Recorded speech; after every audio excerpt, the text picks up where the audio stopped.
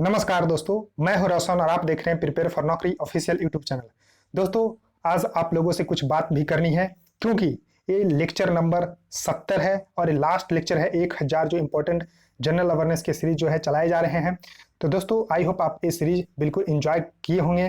तो आप इस वीडियो को लाइक करिएगा। देखिए, जनरल अवेयरनेस एक ऐसा चीज है जो मैंने अपने जिंदगी में अनुभव किया है कि आपको लगातार जो है पढ़ते रहने की जरूरत होती है।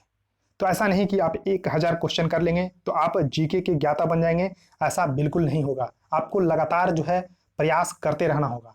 तो दोस्तों, ये सीरीज तो बिल्कुल अंत हो चुकी है। तो अब आपके लिए जो है नया सीरीज जो है स्टार्ट किया जाएगा, तो उसको भी इसी तरह से एंजॉय करना है। तो आप चाहे किसी भी एग्जाम की तैयारी कर रहे हो, जीके देखिए इंपॉर्टेंट रोल प्ले करता है हर एग्जाम में। क्योंकि लोग कहते, आपने सुना होगा कि मेरा जीके की वजह से सिलेक्शन नहीं होता, अगर जीके मेरा अच्छा होता तो मेरा सिलेक्शन इस एग्जाम में हो जाता, उस एग्जाम में हो जाता। तो आप लोग, ऐसा मौका आपको नहीं आना चाहिए जिंदगी में कि आप जीके की वजह से जो है रुक जाएं। तो दोस्तों, ये आपको प्रिपेयर फॉर नौकरी जो चैनल है, आपको जीके में बहुत जो है हेल्प करेगा और आगे चल के और भी जो है सब्जेक्ट में जो है आपको जितना हो सकता है कोशिश की जाएगी, हमारे द्वारा आपको मदद जितना हो सके किया जाएगा। तो दोस्तों, तो आपको नया सीरीज जो भी स्टार्ट होगा आप उसको जरूर देखिएगा। देखिए, मैं एक सोच रहा हूं कि उसमें जो है कोई भी एग्जाम का आप तैयारी क्यों ना कर रहे हो, वो सीरीज आपके लिए हेल्पफुल होगा। तो उसी तरह से आपको देखिए, हर एक एग्जाम का तो मैं कोशिश करूंगा कि लाने के लिए, लेकिन एक ऐसा सीरीज होगा जो कि लगातार चलते रहेगा, कोई भी एग्जाम हो ना हो, हर दिन चलते रहेगा। तो वो सीरीज आपको मैंने स्टार्ट किया भी था कि जीके जीएस का जो हो सीरीज है, तो उसमें 1-2 लेक्चर हुआ है, तो उसी को कंटिन्यू किया जाएगा। तो उस लेक्चर को भी जरूर देखिएगा। अब देखिए, 1000 क्वेश्चन हो चुके हैं, तो अब इसके प्रैक्टिस की बारी है। तो प्रैक्टिस मैं भी करवाऊंगा, लेकिन आपको देखिए, अब पीडीएफ आपको इस टेलीग्राम चैनल पे आपको मिल जाएगी 1000 क्वेश्चन का। तो इसको ज्वाइन कर लीजिए, आंसर के साथ जो है पीडीएफ मिल जाएगी। तो देखिए, प्रैक्टिस करने के लिए डेली जीके जीएस क्विज नाम का एक मैंने टेलीग्राम चैनल बनाया है। यहाँ पर 247 मेंबर जुड़ चुके हैं, तो इसका लिंक डिस्क्रिप्शन में मिल जाएगा, इसको ज्वाइन कर लीजिए। तो देखिए, यहाँ पर आपको डेली जीके जीएस देखिए इस तरह से आपको टाइप कर लीजिएगा सर्च सेक्शन में, तब भी मिल जाएगा, या फिर डिस्क्रिप्शन से। और यहाँ पर देखिए क्विज इस तरह से, जो देखिए यहाँ पर टिक होगा वो आपको करेक्ट आंसर होगा। तो आप लोग जब उसको क्लिक करेंगे, तो अगर सही आपने अटेंड किया है तो आपको फूलों की बारिश होगी, अगर गलत किए हैं तो आपको संकेत मिल जाएगा कि गलत आपने कर दिया है। तो इस तरह से आपको अटेम्प्ट करना है। और देखिए, यहाँ पर करीब 70 प्लस क्वेश्चन अपलोड यहाँ पर ऐड हो चुके हैं, तो इसी तरह से इस पे भी आपको प्रैक्टिस करवाया जाएगा। तो आप इसको आप अटेम्प्ट कर सकते हैं एग्जाम की तरह। क्या मैंने जो है 4 ऑप्शन मिलेंगे, आपको एक आंसर जो है आपको क्लिक करना है, तो ये आपके लिए हेल्पफुल होगा। तो देखिए, आपके लिए ही ये सब किया जा रहा है, तो आप लोग सपोर्ट करिएगा। अब देखिए, क्वेश्चन है 989 number question. Who among the following became the first chief minister of the national capital territory of Delhi in 1993?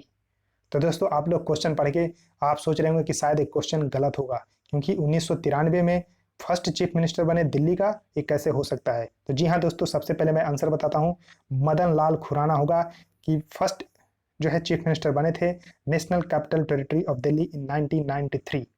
अब देखिए, ये संभव कैसे हुआ। तो देखिए, सबसे पहले आप देख लीजिए 1900, देखिए यहाँ पर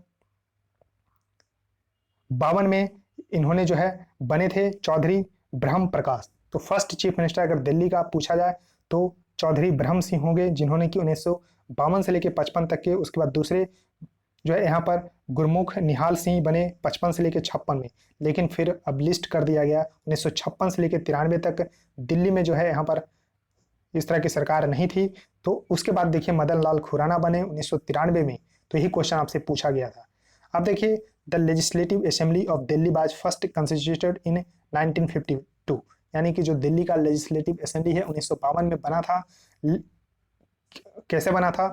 तो part C of the state act 1951 के तहत, और जिसको 1956 में खत्म भी कर दिया गया। तो इसके बाद फिर लेजिस्लेटिव असेंबली जो है री इस्टेब्लिश किया गया था 1993 में, आफ्टर द 69th यानी कि 69th यानी कि 69 जो कॉन्स्टिट्यूशनल अमेंडमेंट यानी कि संविधान संशोधन के द्वारा जो है 1991 में government of national capital territory of Delhi act 1991 के तहत जो है यहाँ पर फिर से इस्टेब्लिश किया गया, री इस्टेब्लिश किया गया एक्चुअली। तो इसको आप लोग ध्यान रखिएगा। और first chief minister of Delhi, जैसा कि मैंने बताया कि ब्रह्म प्रकाश सिंह थे, और फर्स्ट विमेन चीफ मिनिस्टर थे सुषमा स्वराज जी। उसके शीला दीक्षित 3 बार जो है मुख्यमंत्री बनी है दिल्ली के। तो इस तरह से आपको ध्यान रखना है। तो किस तरह से 1993 में बने वो आपको पता चल गया होगा।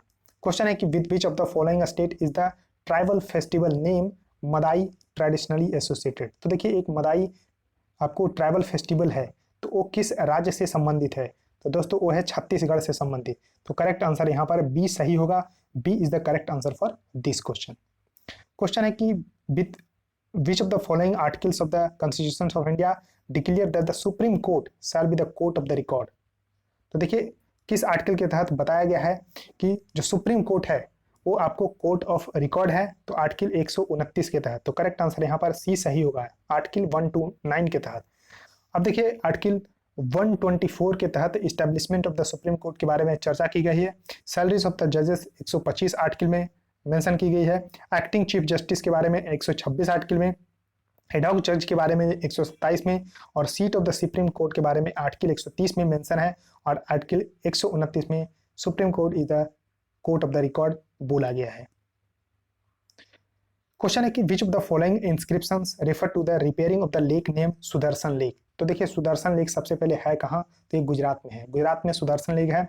और कौन सा inscriptions repairing of the Sudarshan lake के बारे में बताया गया है, तो दोस्तों इसका करेक्ट आंसर होगा D, Junagadh inscription of the Rudradaman. Rudradaman के जूनागढ़ इंस्क्रिप्शंस है, इसमें जो है सुदर्शन लेक के रिपेयरिंग के बारे में बात की गई है। क्वेश्चन है कि the rate at which the central bank of the any country borrow money from the commercial bank with in its own territories is called.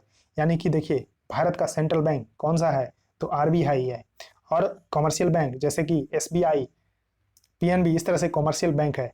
तो अगर कोई उस रेट को क्या बोलते हैं, जब आरबीआई कॉमर्शियल बैंक से यानी कि एसबीआई से लोन लेती है तो उसको जो है बोलते हैं रिवर्स रेपो रेट। तो करेक्ट आंसर यहाँ पर बी सही होगा। और रिवर्स रेपो रेट हमेशा जो है रेपो रेट से कम होगा या फिर उसके बराबर होगा, लेकिन अधिक कभी नहीं होगा।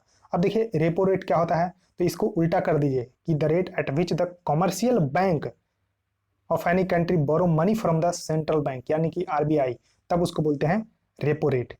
तो देखिए the interest rate at which the RBI lends money to the bank, तो आरबीआई जो उधार देती है बैंकों को वो रेपो रेट के हिसाब से देती है।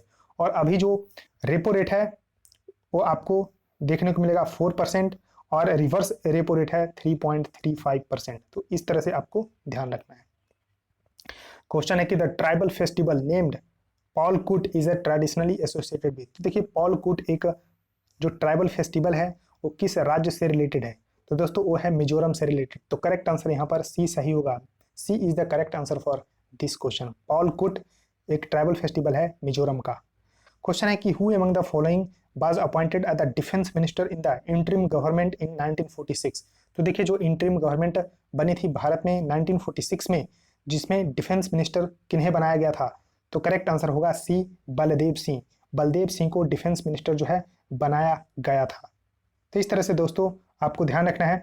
और एग्रीकल्चर मिनिस्टर कौन थे, तो एग्रीकल्चर मिनिस्टर थे राजेंद्र प्रसाद। राजेंद्र प्रसाद जो है एग्रीकल्चर मिनिस्टर थे, ये भी आपको ध्यान रखना है।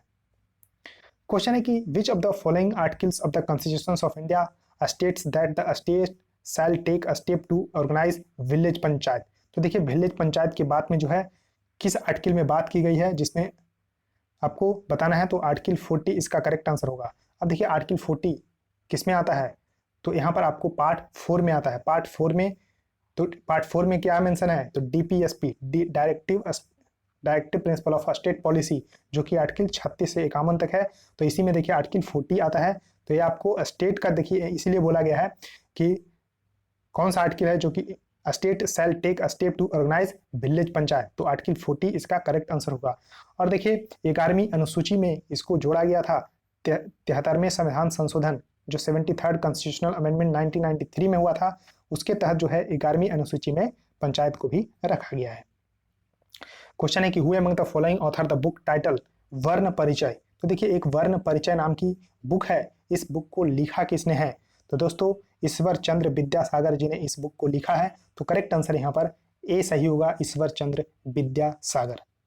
उसका देखिए क्वेश्चन है कि with which of the following state are songs call Lotia traditionally associated. तो देखिए एक लोटिया सॉन्ग है जो कि किस राज्य से है, तो ये आपको ध्यान रखना है दोस्तों।